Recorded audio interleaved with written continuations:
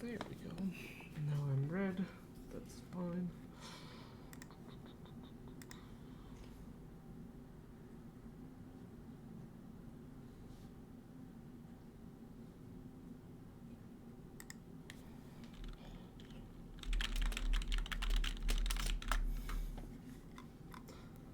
Alrighty, let's have a look at what we're going to do today.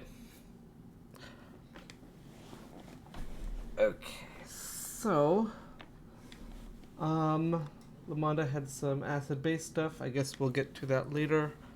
So I guess we'll start with Nick's one. Something about using solution quantities to relate to mass. Okay, we can do something like that. So, really, like, kind of the core concept here is kind of always moles. So moles is how we're going to be able to relate all these different things together, whether it's going to be grams, something about a solution like a volume or a gas quantity. It's all related to moles. So let's go ahead and do something like that. So we can say, we'll do a similar question to the one he's put up there. We'd say what volume of something calcium chloride contains 50 grams of calcium chloride. So really here we're trying to take this part and make it have the same number of moles as this part. So we're going to just be basically like taking that 50 grams, converting it to moles, and then seeing using our molarity formula how the volume of the solution will work with that. So if we're going to start with that, we're going to need a molar mass, right? And so that's going to be, let's see, what's calcium's? Oh, I don't have it open. How silly. Periodic table. Okay. Calcium over here has a molar mass of 40.08, we'll say.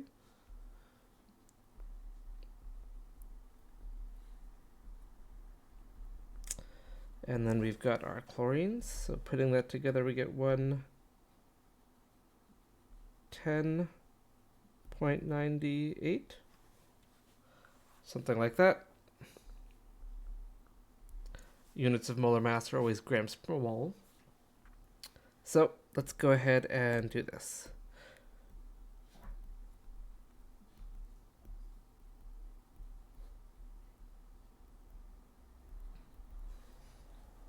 Doing this, we get 50 over 110.98, 0.45, let's say 1, well, no, let's say this, moles. And then the last step we're going to need to do here is take a look at our molarity. Remember that molarity is moles per liter. And so we have 1.25 molar. We have our moles that we calculated earlier. And so we just have to solve for this x here, and that's going to be our volume in liters that we're going to have here. So if we do that, we're going to get, if you solve for x, you get 0.36 360 and then depending what unit you have, that would be like 360 milliliters or 0.360 liters, whichever unit you're working with for your volume. And so that's how you would approach that. So and then the creature decides to put his input in, as always. So if we kind of just take a look at what we've done here, is we need moles. That's kind of the core idea here. And we need that to be able to compare. So Ashley had also asked about like gas laws and stuff, and that's going to be the same idea. It's all about moles. So when in doubt, if you have no idea what to do on a problem, see if you can turn something into moles. Chances are that'll at least get you towards the right direction. So, maybe that'll help. And so that's kind of how you do that sort of thing. If we want to do another one kind of like that.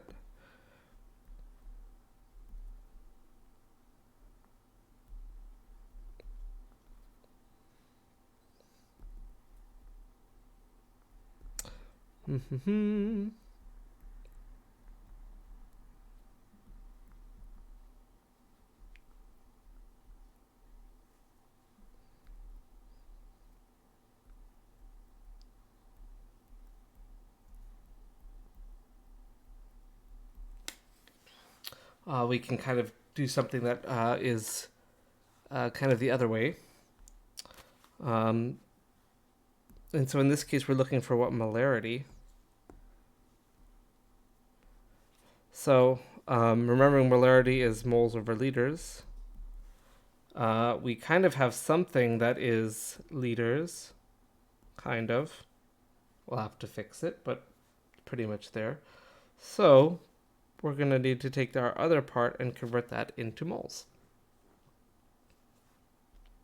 And so, again, the conversion between mass and moles is the molar mass. And then so we can do that. Since that one I know off the top of my head, I will just use it. But of course, you may need to calculate it yourself, which is normal. 58.43. If we do that, 5,579, 3 sig figs. Let's make that 5 a little better. And so then we need the liters. So this one will just become 0.258 liters. Remember that to go from mils to liters, it's divided by 1,000. So the molarity then is going to be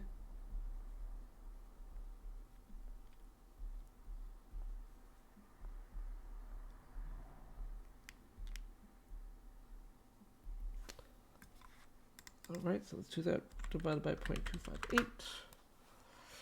And we get 2.16. And the unit would just be molar. Or you could say moles per liter, doesn't matter.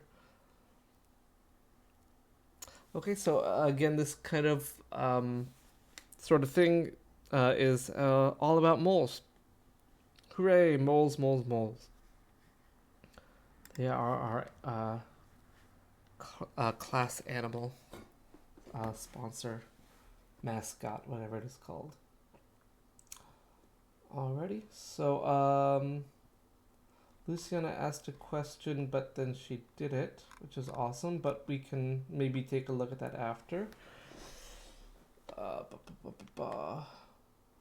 Okay. Yeah, we'll definitely do some pH practice here. And then Ashley wants to do some gas laws. Okay, great. So let's do the gas laws and then we'll do the acid base. I think that would be a good place to go. Okay, so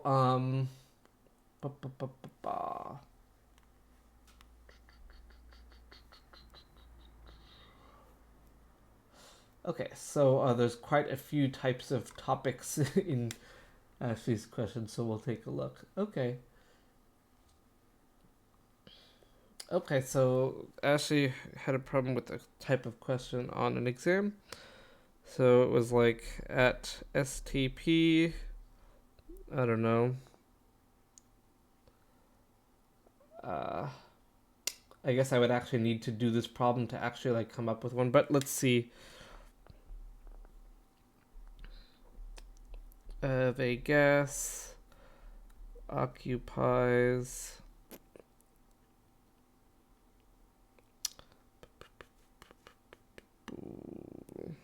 I'm just going to try and think of one real quick. 12 liters. This might work. We'll see.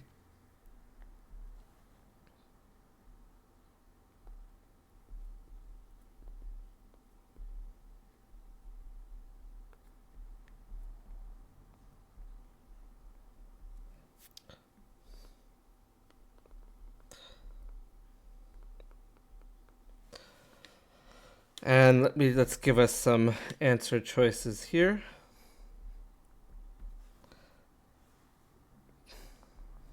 Neon, oxygen, chlorine, or how about methane? Okay. So, what the heck is happening here? Let's see if we can't try and work with what we have here to get the answer to this question. And I hope I've written it such that, I mean, when I'm coming up with numbers on the spot, we'll see if this works or not. Otherwise, we'll change one of our answers to make it work. So, okay. So with this, we kind of have a couple of numbers that are given to us. We have this 38.2 grams. We have 12 liters with the STP being our temperature and pressure. So unfortunately for us right now, we can't really use this 32 grams because we don't have a molar mass since we don't know what the gas is. So that's kind of a useless number for us right now. So remember, most problems will deal with having something in moles. So since we can't get grams to moles right now because we do not have a molar mass, we're going to have to look at our other numbers. And so looking at that 12 liters, we also know we have a temperature and pressure. That's enough to get moles, right? So our ideal gas law, we can use those three to calculate for moles. So we should probably do that. But we have an actual little shortcut, right? We remember that 1 mole of any gas is 22.4 liters, right? At STP. So if we really wanted, we could go ahead and do the ideal gas law, but it's a bit faster for us to just use this conversion since we are at STP. So we can just say 12 liters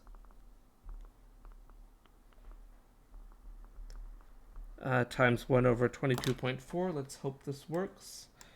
I don't think it will because now that I'm looking at it, I did the wrong thing, but whatever, let's see what we get. Oh, maybe it is going to work. Okay, we'll see. So doing this, we get 0.5357 moles.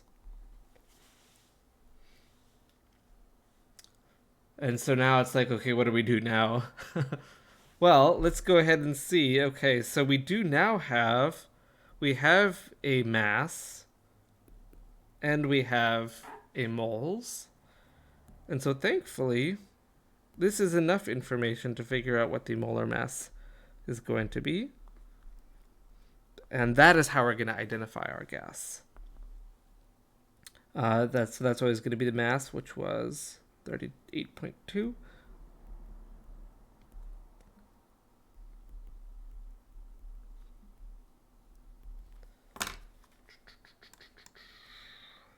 .38.2 divided by 0.5357. Of course, I didn't have numlock on, so we try it again.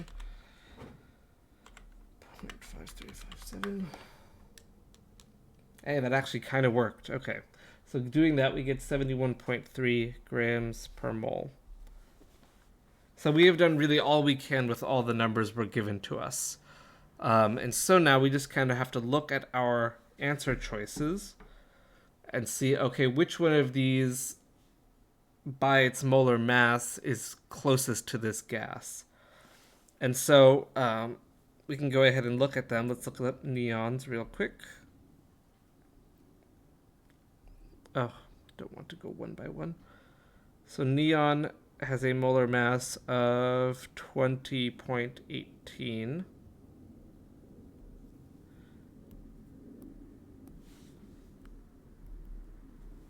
Oxygen has one of 32. Chlorine has one of 70.9. And methane has one of 16 point whatever, 03 maybe or something.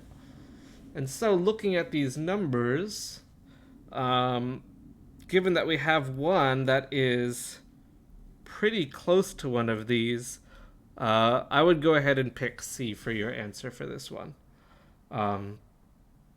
That's how you would identify a gas, is you would find its molar mass and then use that and look at the molar masses of your answers and compare which one's the closest. So again, I kind of tried to make up numbers on the spot. This one thankfully kind of worked. Ideally, you would get the exact molar mass you're looking for. So this one's just a little off because I was making up numbers, but I tried to make it so that it would be around 70. So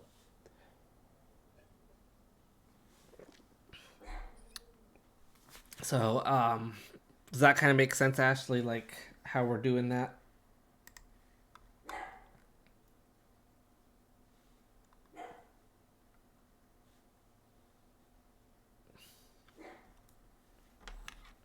Well, let's hope so.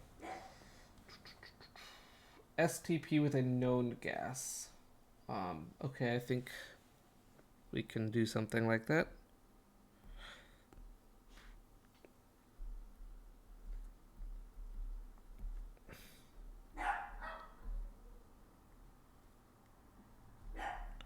What volume does 182 grams of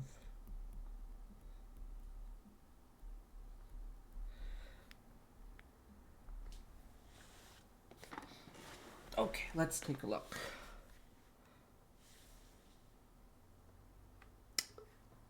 Wait, where did this go? Here it is. Okay. Yeah, let's go ahead and take a look. So, again here we have one thing that we can do right away, which is convert something to moles. So it looks like we do have a grams and we do have a gas that we know, which means we know its molar mass, which is 131.3. We can go ahead and convert this to moles.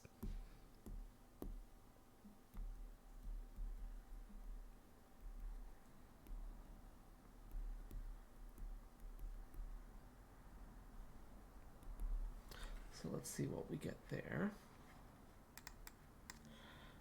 182.4 divided by 131.3. 1.389 moles with 466. Okay, I guess we're good. All right, and so now let's take a look at what else we're being asked here. So we're asked at STP, what volume does this occupy? So since we are at STP, again, we can use our handy conversion, or we could use the ideal gas law. Of course, the ideal gas law would take a little bit more time because you have more numbers to work with, but since it is STP, we can go ahead and use our shortcut, remembering again 1 mole is 22.4 liters. So we can go ahead and do this.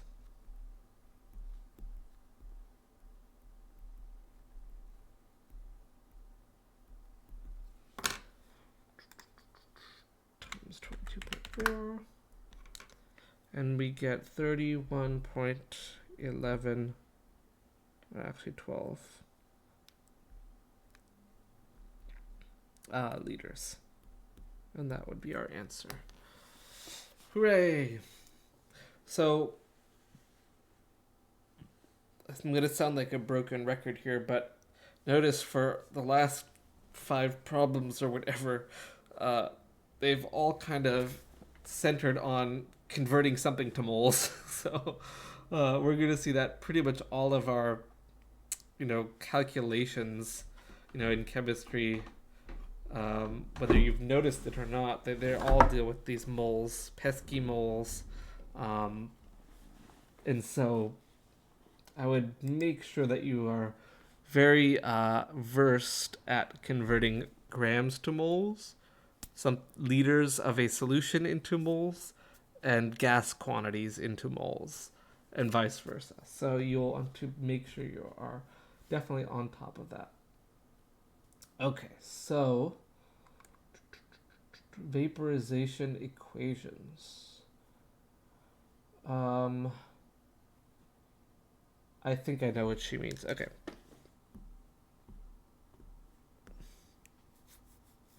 Vapor. Okay. Well, let's see.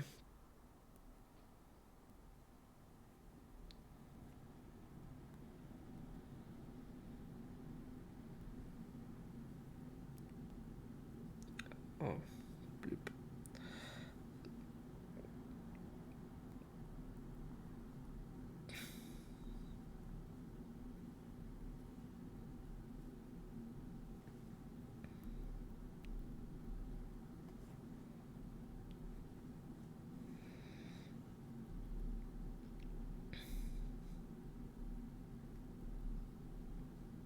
Oh, I guess I should label these.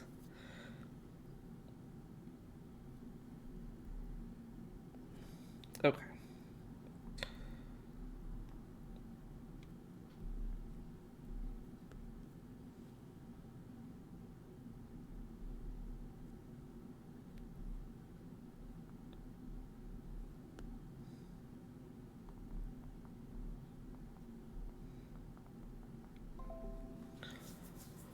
Okay, so let's go ahead and take a look at this graph here. And so we're going to start just kind of asking, at which points on this graph would we have different states of matter. So if we look at this, of course, our coldest temperature is down here, and our hottest temperature is up at the top. And so we always know that things at their coldest states, depend if you have all kind of 5 states here, the coldest one should be the solid, right? So we know that it's going to be solid in this area. It's going to be liquid in this area, and it'll be gaseous in that top area. So we have to remember that anytime we have a temperature change happening, which means on this type of graph that we have a vertical change, so where your slope is not 0, that means you have only one state of matter. Anytime your slope is 0, that means you have multiple states of matter. So this one would be solid plus liquid, and this one would be liquid plus gas. Right, so when your slope is 0, that's when you have multiple states of matter going on.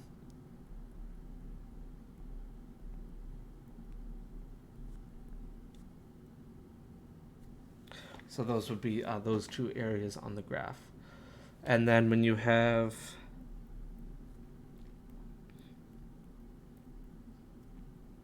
if your slope is not 0, that's when you have one state of matter there. So that's kind of how you would look at this sort of graph. So if we are looking at what point is this thing solid, now that we've already labeled it, we can answer these real quickly.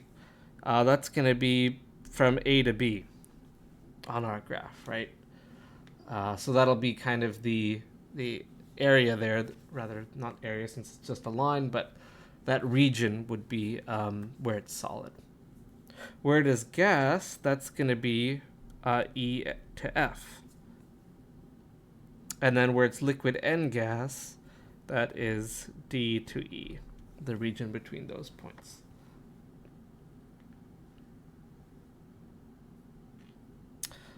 So remember,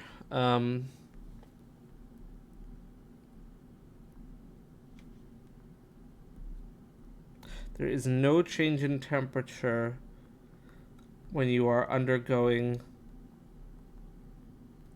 a phase transition.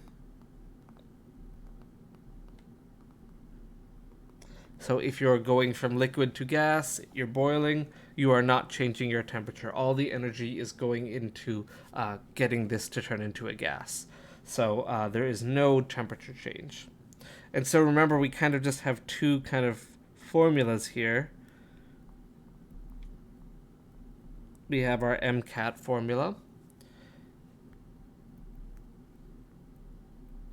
And then we have our delta H formula. Here we use for one state only.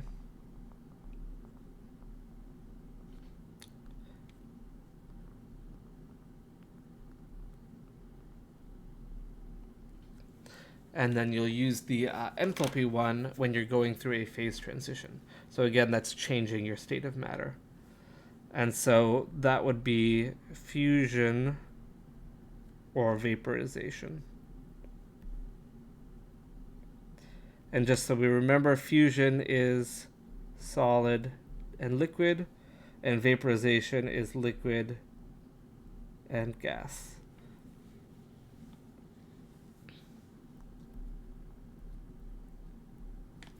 And of course, for the others, it would just be one thing, solid, liquid, or gas, not both at once. And so you would just use the appropriate numbers to figure out the energy needed if you were asked. So if you were asked to see how much heat's required to boil something, you would use whatever your mass is or your moles, depending on the units, and then you would use your delta H vaporization, because that's going to tell you the information for boiling. If you wanted to know how much energy is required to heat your water from 20 degrees to 50 degrees, that's going to involve a temperature change, so you're going to use the specific heat capacity for that type of problem. So that's kind of when you would use these two.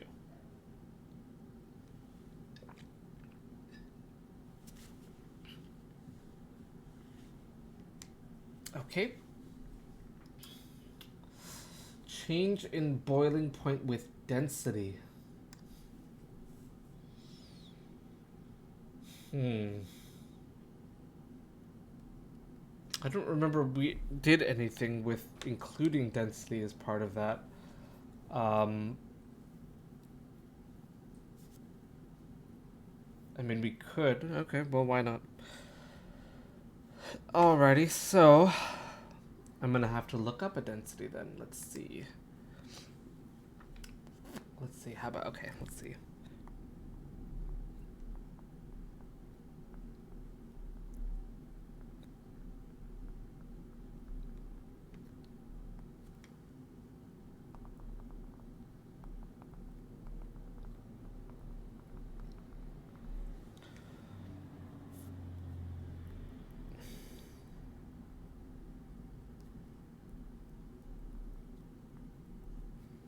I have to look up some stuff. Okay.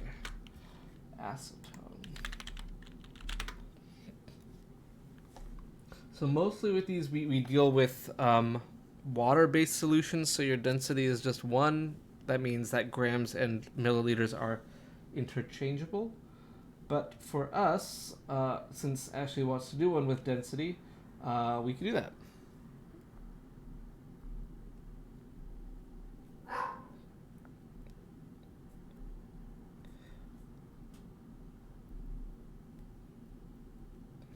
Zero 0.7845.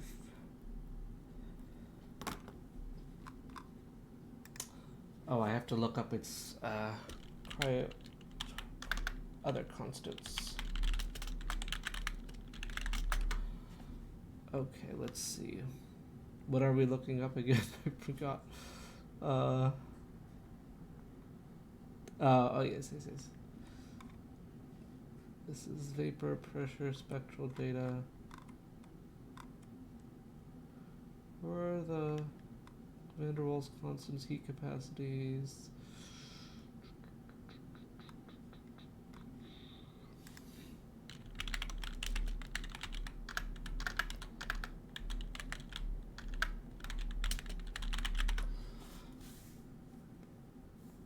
Aha.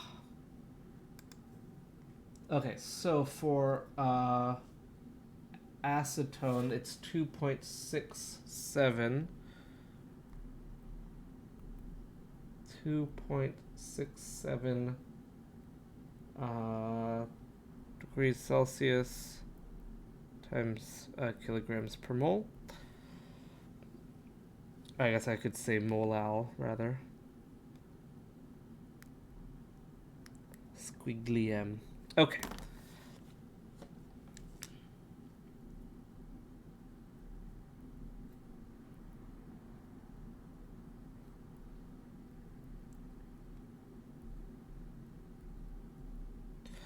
All right, Ashley wants to go. Okay, great. Cool. Okay, so lots of numbers here. Let's take a look at this.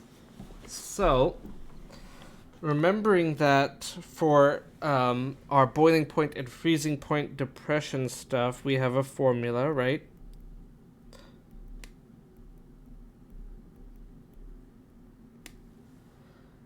It's going to be our constant times our Van 't Hoff factor times the molality. And we have to remember molality is going to be the moles of solute over kilograms of solvent. So, we have a lot of information given to us in this problem. Again, more than you would see on your exam because, because mostly we just do stuff with water, but I mean, I guess I could ask about whatever. But yeah, let's go ahead and do this. So, right now we have one of our temperatures. Remembering that delta TB, if I'm going to just expand that out. Remember, delta is always final minus initial. Let's take a look at what we have already. So we do have our initial boiling point that's given to us. We have our KB. So those are the two things we have right away. Looks like this is the one we're solving for. So we're going to need to figure out what the I and squiggly M are in order to do this. So I is not too bad to find out. For that one, we look at the identity of our solute. That is an ionic compound. This one is going to split up. And so we're going to have I equals 2. 1 sodium, 1 iodide. That's it. So now we have to figure out what the heck squiggly M is. And so here we see that it is moles of solute and kilograms of solvent. We don't really have either of those right now, but we do have enough information to figure those out. So let's go ahead and figure out the moles of the solute first.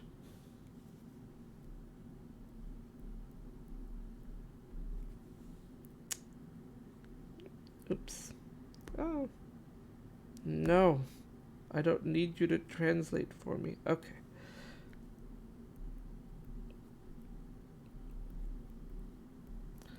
Just gonna look up the molar mass real quick. Okay, sodium iodide has a molar mass of 149.89.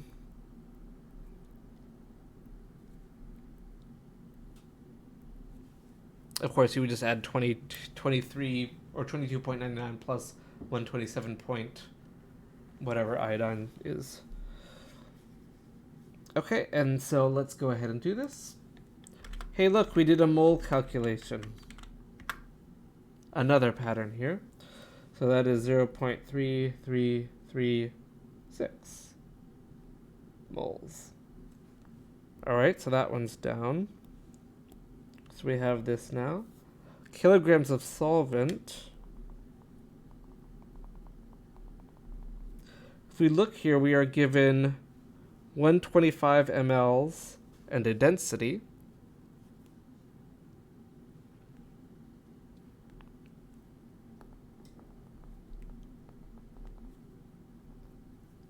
What was it? 0.7845.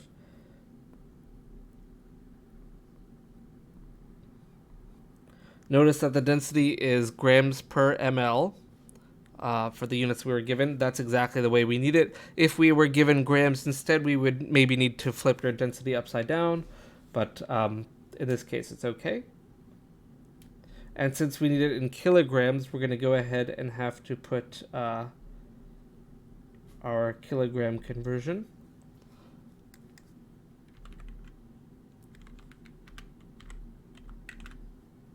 Divided by 1,000. Okay, and that is 0.0981. Yeah, I'd say so. Yeah, that's fine. Kilograms. Okay, let's go ahead and now we can see, okay, now we have kilograms of solvent, so now we can figure out that pesky squiggly M in green, because why not?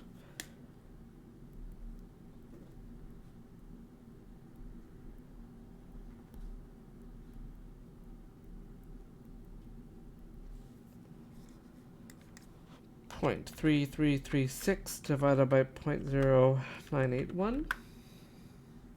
We do that, we get 3.40 squiggly M molal.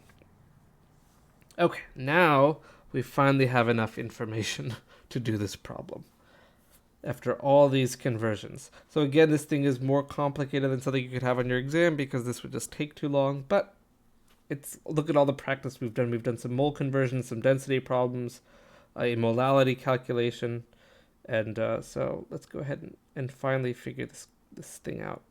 So temperature final, what we're solving for.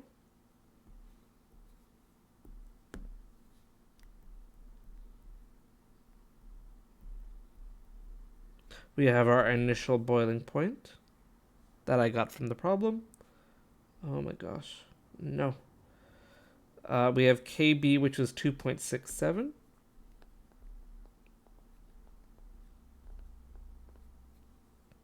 We have our I, which is 2. And then squiggly M, which was 3.40 squiggly M molal.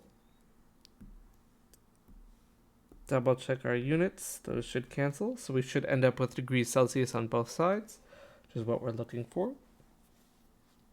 So let's go ahead and do this. 2.67 times 2 times 3.4 plus, 56.05. If you solve for TF, you get 74.21 degrees Celsius. Actually, is that going to be the number of 6 weeks? No. Okay, there we go. Well, I guess the sig figs doesn't really matter for you since it's multiple choice. So you'll be able to just see which one it's going to be. Wow, what a problem. So look at all the fun stuff we did. So this was, for us right now, that's basically 4 problems in one that we just did. We did a grams to moles thing. We did a milliliters to kilograms conversion. We did a molality calculation. And then we finally did this boiling point elevation thingy as well. So that's 4 problems we've just done, which is awesome. Okay. Okay, awesome.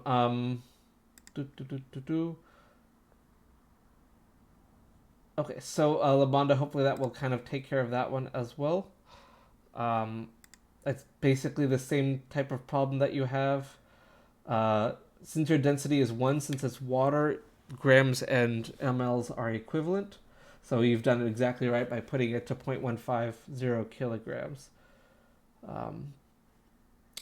Yep, so, and then I is just 1 for the glucose problem there. And so you just need to plug it in, which is awesome. Oh, I see. You had just put something that would... Okay, well, we made this more complicated. Oh, well, that's okay. Alrighty, and so let's see. Brittany wants to do some sig figs and then some stoichiometry. I think, Brittany, I know you're not here right now, but I believe we have done all the stoichiometry problems on the last exam review. So I would just go ahead and look at that video again so you can see all of those.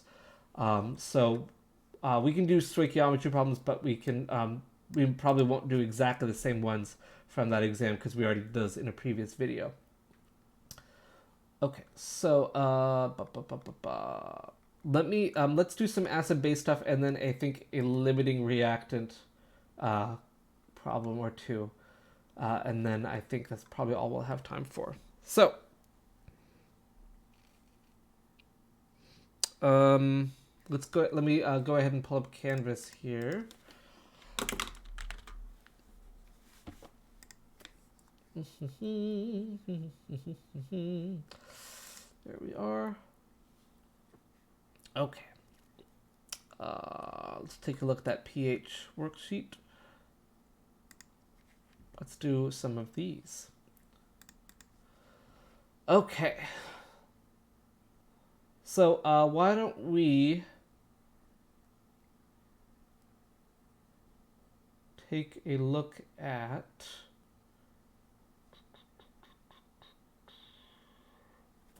why don't we look at number 7?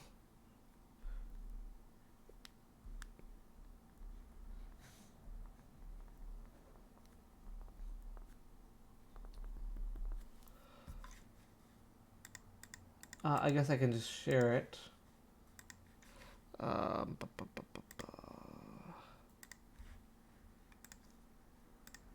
So let's go ahead and take a look at number 7 here. So let me go ahead and zoom in. Which of the following is a conjugate acid-base pair? This is the one we're doing. So if we are to look at this, how are we going to identify something as an acid and its conjugate base? There's really just going to be one thing that we're looking for between these.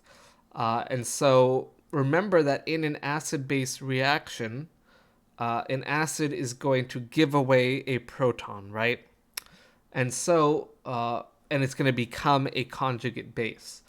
So that means that, let me just hide this for a second here. Let's just say we have HA, whatever that is generic acid.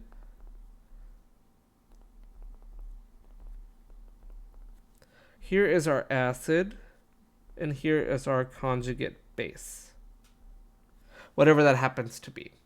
So what we're looking for here is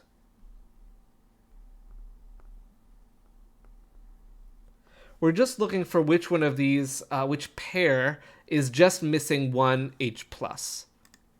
So if we look at that, let's take a look at all of these options and choose the best one. So, excuse me, between NH3 and NH4+, is the difference between those just one H+? Yeah, it looks like it, right? Between those two, the NH4 has one more H, and now we have a positive charge as well.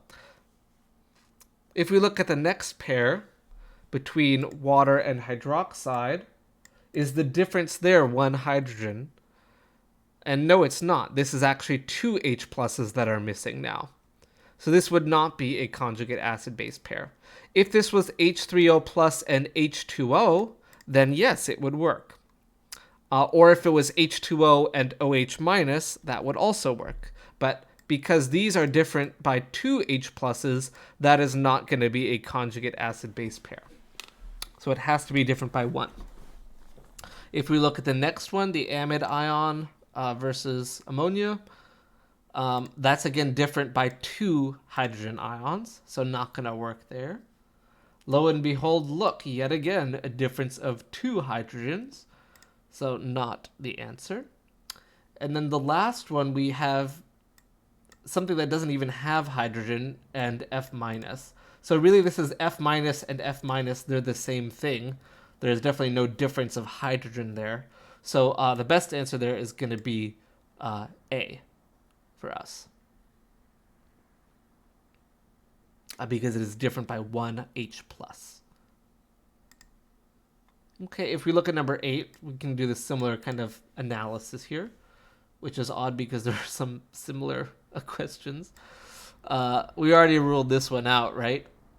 Definitely not that one. If we look here, is the difference 1 H+?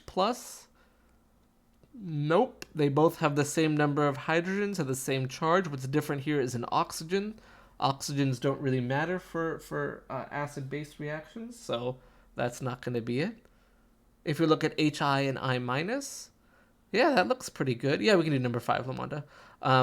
That looks like it's a pretty good contender. We have an H here, and we've gotten rid of it, and now it's negative. That's a difference of 1 H+, so that looks like a good answer. But as always, we should always check the others just to make sure.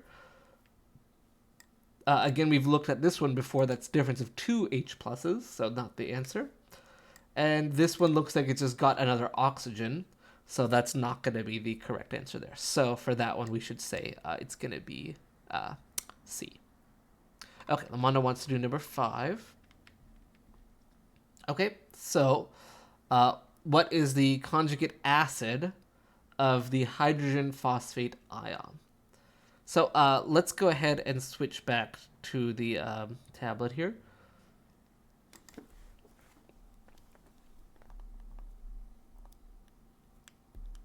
Hydrogen, was it this one or was it dihydrogen phosphate? I forgot. Hydrogen phosphate. Okay, cool. So it's asking what is the conjugate acid?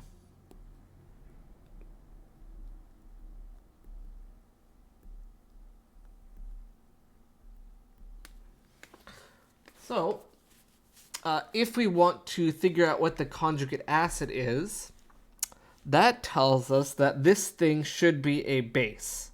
If we want it to turn into a conjugate acid, it has to act as a base. So let's go ahead and just put this with a different acid and see what it's going to turn into.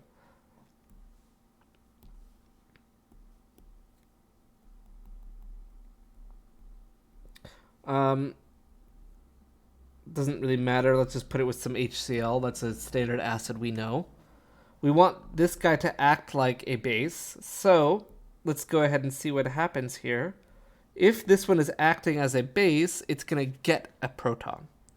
If it gets a proton, it's going to get one more H, and it is going to get one more positive charge. Since it was 2 minus, adding a positive charge to that will mean it's just 1 minus now. And then we'll just have our chloride by itself. And so that tells us that this is going to be the conjugate acid right here. So as hydrogen phosphate acted like a base, it will turn into a conjugate acid. Or you can just say, you know, the conjugate acid is always going to have one more H+ than the base would have. So let's go ahead and take a look at our options here. We can eliminate a few of these right away. Like, what the heck is this doing here? Totally not necessary. This one is exactly the same as what we started with, which wouldn't really make sense. So C and E we can just get rid of. And so we're left with 3 answers. We have this guy here. We have one of these, again, A is not really a contender because there's more than one H added here. We have H1 basically, and here's H3. Remember that conjugate pairs are only different by 1 hydrogen. So that means we're left with D and B. And so even if we had no freaking clue what to do, we can eliminate 3 of these options right away. And from there, we can say, okay, this thing, we're asking what is the acid? Is there any way that phosphate could act like an acid? No, it doesn't have any protons, right? There's no H's here, so there's no way that D can be an acid. So just by elimination, without even having to do a practice equation or something, we can choose the answer is going to be dihydrogen phosphate. However, of course, we were able to we were able to demonstrate that as well, just putting it in a reaction that would produce a conjugate acid. And so you can kind of have multiple ways to look at that sort of thing. So thankfully, with multiple choice things, we can solve them through elimination a lot of the time as well. So even worse comes to worse, you eliminate 3 of them, you've upped your chances to 50-50. That's always better than just 20%, right? So, yes. Okay, just a few minutes. We may have to push our limiting reactant to another on Monday, but again, the post-exam review 4 video will have plenty of limiting reactant problems. So I would just go ahead and take a look at those if you're really wanting to do some practice on that. Okay, let's go ahead and look at some pH questions. Okay, let's do number 20 here.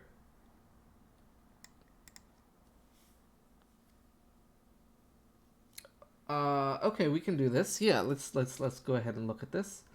The pH of something increases by 2 units. pH increase, of course, means it's becoming more basic, right? In fact, even looking here, it's giving us some practice numbers. I guess I can put this back up. Bad. If we're looking at pH 1 to pH 3, that's something getting more basic, right? pH increase means more basic. If we're looking at the ratio of the new one to the original one, that means new one on top, old one on bottom. Looking at the H plus concentration, we can go ahead and do this. So remembering that a pH is a logarithmic scale, that tells us if we were to look at the actual concentrations, we could use these numbers. If we had pH 1 and pH 3, if we were to find H plus, remember H plus is 10 to the negative pH. We can just compare these two numbers. If we compare the new one, that's this one, the one that it says it's going to, compared to the old one, that is 10 to the minus 2. And so let's go ahead and take a look at our answer options here. Which one of these is going to correlate with 10 to the minus 2? Well, for sure, I mean, this would just be absurd, right? The fact that it's unchanged. Definitely if pH changes, H plus is changing, right? We can get rid of that one. If we look at this, if we've calculated to be 10 to the minus 2 is is kind of the ratio of our concentration change, we can get rid of A and C as well, because those have nothing to do with tens, right? So we're looking at basically B and D here. And so we just kind of have to make sure that we read the question properly. So it says new to original. So that means we're looking at 10 to the minus 3 over 10 to the minus 1, which is 10 to the minus 2. 10 to the minus 2 is the same as 1 over 100, right? 10 to the minus 2, just if we go back to algebra class, is the same as 1 over 10 squared, which is 1 over 100, which is going to be our answer there. And so just so we remember, a change of 1 in pH is 10 times. So if we go from 1 to 2, we are 10 times more basic. If we go from 2 to 3, that's another 10 times more basic. So going from 1 to 3, that is 100 times more basic. And so we're going to have 1/100th times as much acid in there. Opposite of base, of course.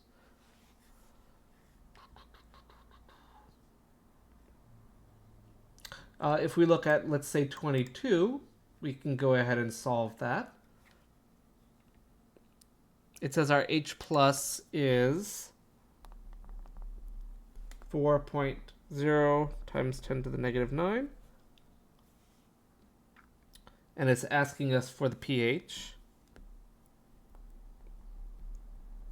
Again, make sure you can do this on your calculator.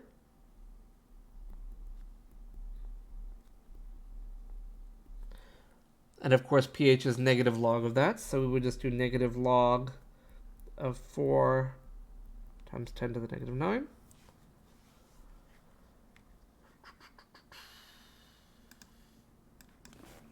Negative log 4 to the negative 9th. Oops, I put negative 6. All right, doing that, we get 8.397, which we should round to 8.4.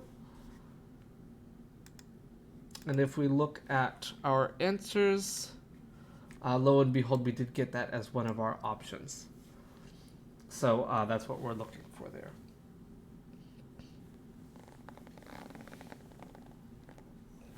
All right, the last one we can think of, we can do 24. Okay, so we have OH minus. Again, these are all, this is on Canvas, so you guys can practice this on your own.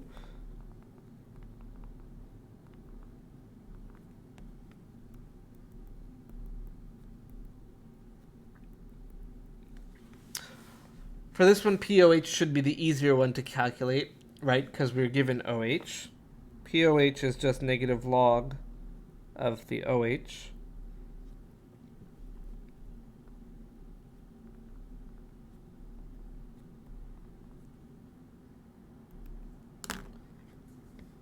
Doing that,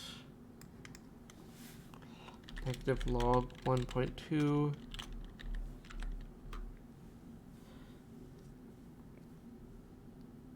Okay, so that tells us the POH is 6.921, I guess, if we were to do sig figs. POH, I'm sorry. I hope that's what I said. All right, so looking at that, we remember our pH plus POH must be 14, which tells us, therefore, that the pH is going to be 7.079, I guess. And so let's go ahead and look at those numbers, or rather the options we have there.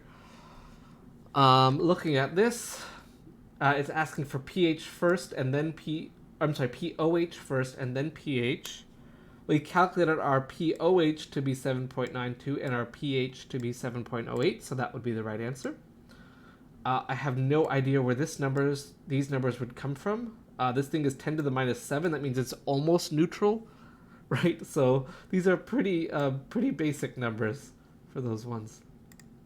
So really, I think these are kind of the only two options. So again, it comes down to reading the question and making sure you're answering in the right order. I have no idea where these other numbers would have come from because, like, they're not even close to neutral. So, yeah. All right, so we're out of time for today. We'll do another one of these on Monday.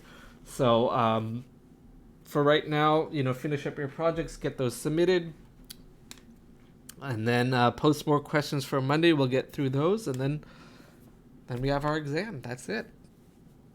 So, hooray. All right, I'll go ahead and put these up. So you'll have these.